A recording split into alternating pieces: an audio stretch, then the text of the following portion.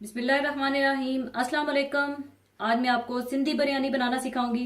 तो इसके लिए हमें चाहिए चावल 700 ग्राम, चिकन 1 किलो, देसी घी 3/4 कप। और अगर आप तेल में बनाना चाहते हैं तो आप तेल में भी बना सकते हैं, लेकिन देसी घी में इसका टेस्ट बहुत अच्छा बनेगा। और आलू बुखारे धोकर अच्छी तरह से साफ कर लीजिएगा। ये तकरीबन 100 ग्राम ले लीजिएगा।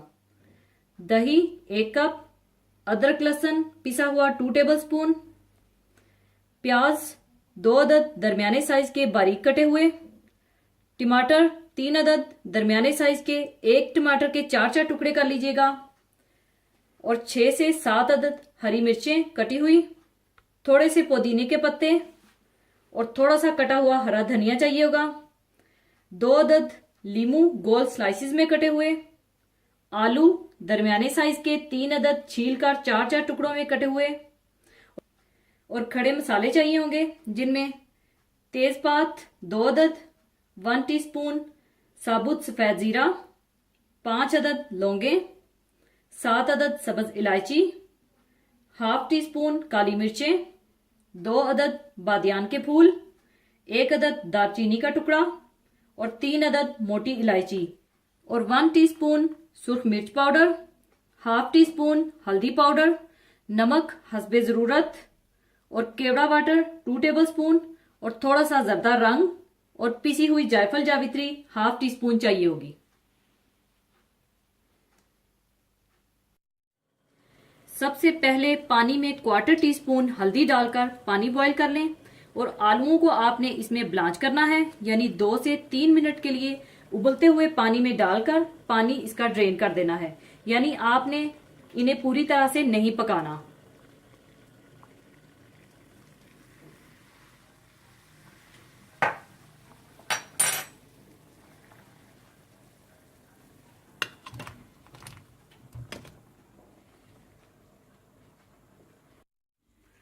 आलूओं को ब्लांच करने के बाद आपने आलूओं को तेल में लाइट गोल्डन फ्राई करना है।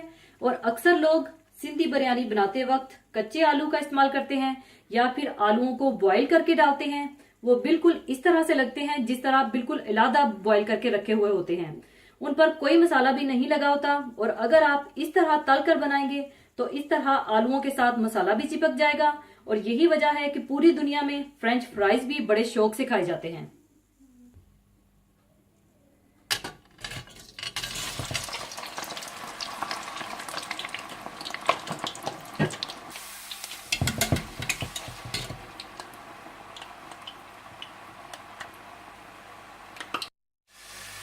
लाइट गोल्डन फ्राई करने के बाद आप इन आलूओं को निकाल लें।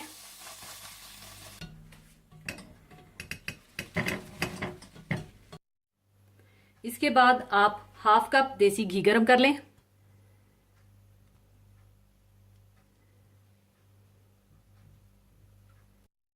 देसी घी गरम करने के बाद आप इसमें प्याज डाल दें और इन्हें गोल्डन ब्राउन कर लें।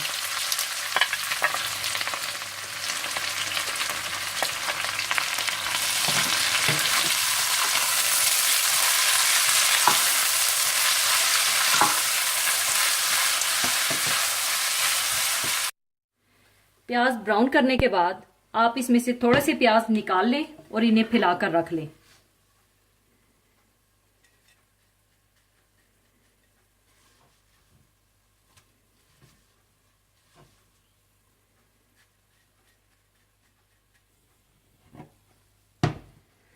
और बाकी प्याज में आप अदरक लहसुन डाल दें और साथ ही आप चिकन भी डाल दें।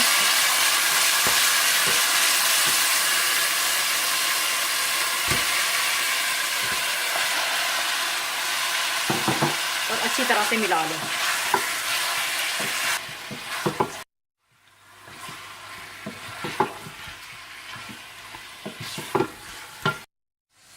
अच्छी तरह मिलाने के बाद आप इसमें साबुत खड़े मसाले डाल दें। जीरा, बेलीफ, काली मिर्चें, सब्ज इलायची, बादियान के फूल, दालचीनी का टुकड़ा और मोटी इलायची। और साथ ही आप इसमें हल्दी पाउडर, सुर्ख मिर्च पाउडर डाल दें और अच्छी तरह से भून लें।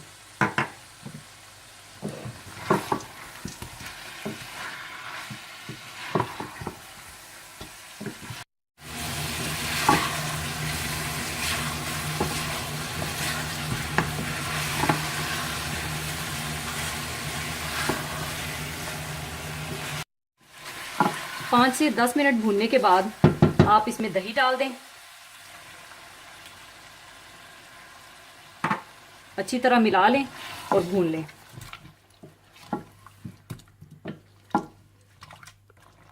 और साथ ही आप इसमें नमक भी डाल दें और अच्छी तरह से मिला लें।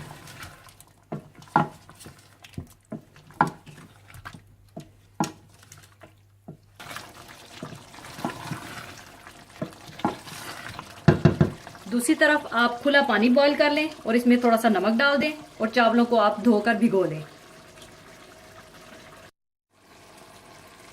इसके बाद आप चावलों को 2 कनी रखकर बॉईल कर लें।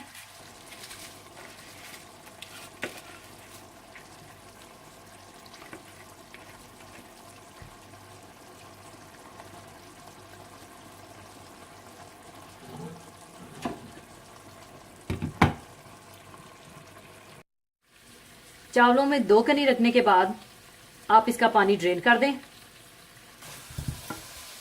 जब दही का पानी अच्छी तरह से खुश्क हो जाए और चिकन अच्छी तरह से भुन जाए तो आप इसमें आलू बुखारा डाल दें।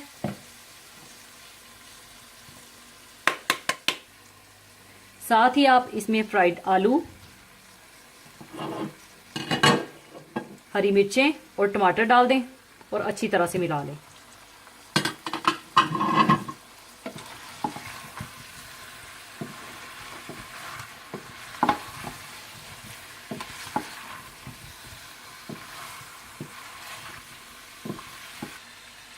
अच्छी तरह मिलाने के बाद आप चूल्हा बंद कर दें और इसे चूल्हे से उतार लें।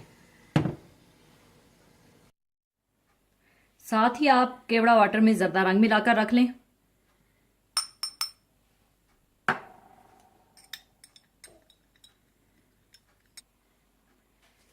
इसके बाद आप देचके में आधे चावल डाल लें।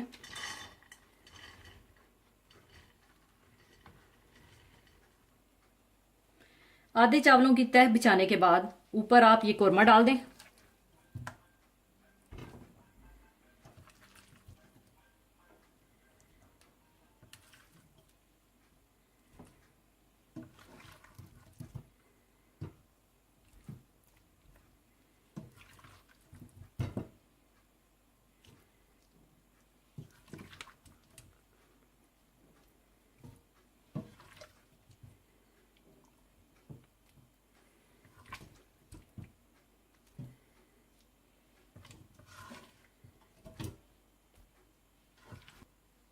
इसके बाद ऊपर आप पुदीना और हरा धनिया डाल दें।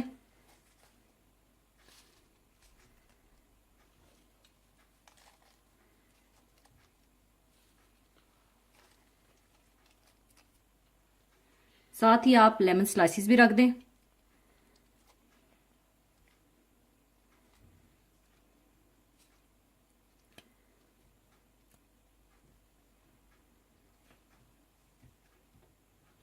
फिर ऊपर आप चावलों की तह बिछा दें।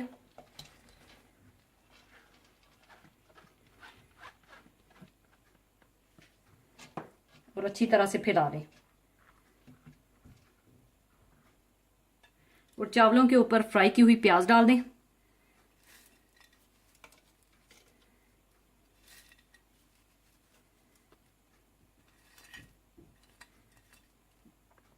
और साथ ही आप पिसी हुई जायफल जावित्री भी डाल दें।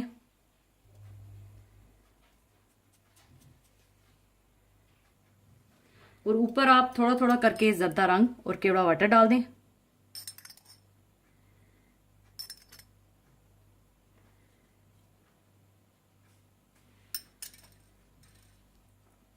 और क्वार्टर कप पिघला हुआ देसी घी भी डाल दें।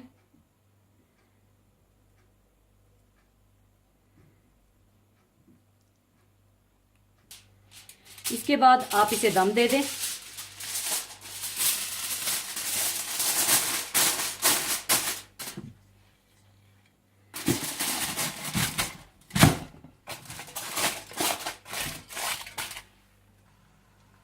दम लगाने के बाद पहले आप 2 मिनट के लिए आंच को तेज रखें। जैसे ही अंदर भाप बननी शुरू हो तो फिर बिल्कुल आंच हल्की करके 15 मिनट के लिए दम लगा दें।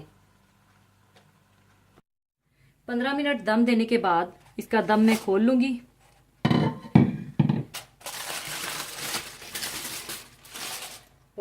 इसके बाद अच्छी तरह से मिला लें और इसके बाद मैं इसे दूसरे बर्तन में शिफ्ट कर लूँगी।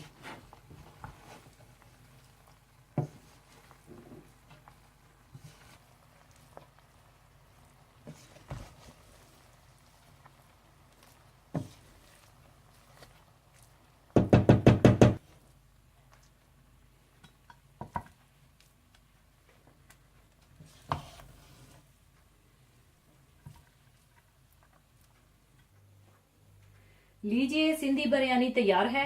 ज़रूर बनाइएगा और दुआओं में याद रखिएगा। और जाने से पहले एक हदीस पाक शेयर करूंगी। हदीस पाक इस तरह से है।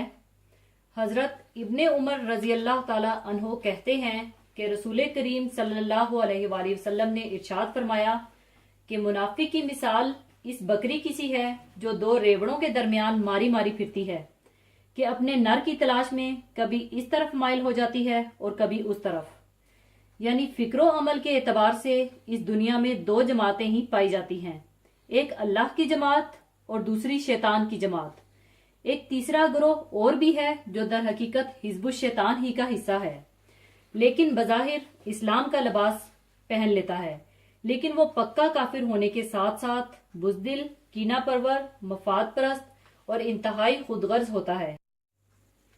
और ये मुनाफिकों का गिरोह है। ये गिरोह दर हकीकत में अल्लाह ताला और अहले ईमान को धोखा देने की कोशिश करते हैं। इसीलिए इनकी सजा अल्लाह ताला ने काफरों से भी बढ़कर रखी है, इसलिए कि खुले काफरों का मामला और इनसे मुकाबला तो मुमकिन है। इसलिए इनके मामले में कोई शख्स धोखा नहीं खा सकता। अलबत्ता जो लोग काफिर होने के बावजूद इस्लाम का लिबास ओढ़ लेते हैं, उनका फैसला करना इंतहाई दुश्वार है। इरशादे बारी ताला है, यकीन जानो कि मुनाफिक जहन्नुम के सबसे निचले तबके में जाएंगे और तुम किसी को इनका मददगार ना पाओगे। नफाक की दो किस्में हैं, एक ईमानो अकीदा का नफाक और यही हकीकी और असली नफाक है। ऐसा मुनाफिक दिल से इस्लाम कबूल नहीं करता, बल्कि जुबानी अपने आप को मुसलमान जाहिर करके और दिल में कुफर छुपाए रखता है। ये नफाक कुफर की सबसे बदतरीन किस्म है। रसूल करीम सल्लल्लाहु अलैहि वसल्लम के दौर में ऐसे मुनाफिकीन का एक ग्रुप मौजूद था जो हर वक्त इस्लाम और मुसलमानों को नुकसान पहुंचाने की कोशिश में लगा रहता था। नफाक की दूसरी किस्म है सीरत और किरदार का नफाक, क्योंकि इसमें अल्लाह की शरीयत और कुरान और हदीस के अहकाम की नाफरमानी होती है। ऐसे ही मुनाफिकों के लिए रसूल करीम सल्लल्लाहु अलैहि वसल्लम का ये फरमान है कि चार आदतें ऐसी हैं कि जिसमें वो चारों पाई जाएं तो वो खालिस मुनाफिक है, और जिसमें इन चारों में से कोई एक खसलत हो तो इसमें नफाक की एक खसलत होगी।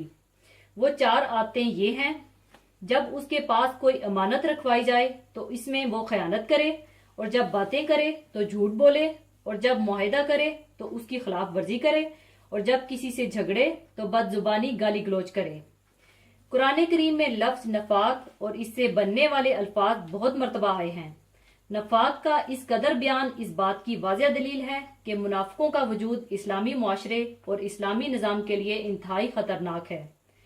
इस हदीस पाक में मुनाफिक की मिसाल इस बकरी से दी गई है जो अपने नर की तलाश में इधर उधर मारी फिरती है। इसी तरह मुनाफिक की ये हालत होती है कि इसके सामने सिर्फ दुनिया का लालच और मालो जान की हिफाजत का मकसद होता है। इसीलिए वो मादा सिर्फ बनकर कभी तो मुसलमानों की आगोश में आकर पनाह लेता है और कभी काफरों के ग्रोह में जाकर अपना मकसद हासिल करना चाहता है। ऐसे लोग अपने जाती फायदे के लिए हर काम कर गुजरते हैं और खुदा नख्वास्ता साहिब इक्तदार हो जाएं तो पूरी कौम को बेच खाते हैं। नफाक से नफरत पैदा करने के लिए हकीकतन रसूल करीम सल्लल्लाहु अलैहि वसल्लम की ये तशबीह इंतहाई मुअस्सर है। अल्लाह ताला अपने फजलो करम से हमें मुनाफिकों के शर से महफूज रखे, जो दीन इस्लाम के बदतरीन दुश्मन हैं और मुसलमानों को जरर पहुंचाने में काफरों से भी आगे हैं। अल्लाह ताला इन्हें जड़ से उखाड़ फेंके, आमीन। बेशक अल्लाह ही हमारा कारसाज है और वही इस पर कादिर है। इसी के साथ मैं आपसे इजाजत चाहूंगी। अपना बहुत ख्याल रखिएगा, दुआओं में याद रखिएगा। अल्लाह हाफिज।